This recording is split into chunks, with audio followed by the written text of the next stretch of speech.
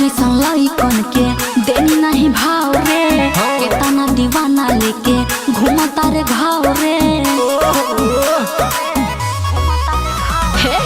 तोरा जैसन लइकन के देनी नहीं भाव रे, केतना दीवाना लेके घूमता रे घाव रे। बुझले एगो मार खइले पूछ ठाले चाले पर सुन कि साल बदलता साले साले पर कमाल बदल नया साले पर झुमले आई तोरा गाले पर कमाल बदलाई नया साले पर।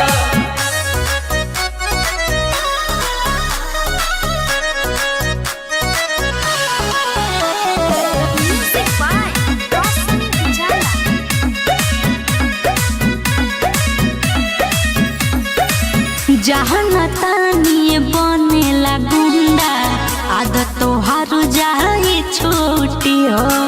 पता लगी हमारा जे भाई के तोहरा के दी कुटी हो। सही में बात मानत नहीं खू पहचानत नहीं खू एही दीवाना के जानत नहीं खू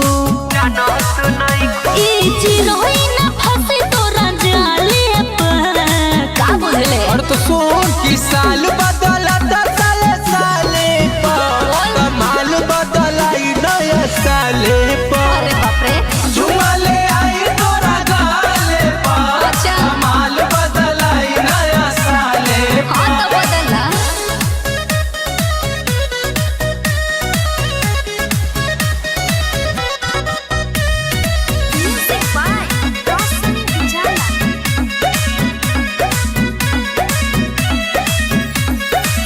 हे गौरव अमरिंदर के साथे ज्यादा देखावा ना पावर हो। हमारी देहिया में गरमी बायताना आज से हो जही बझावर हो। जर के राख जेबा जबे मन करी तब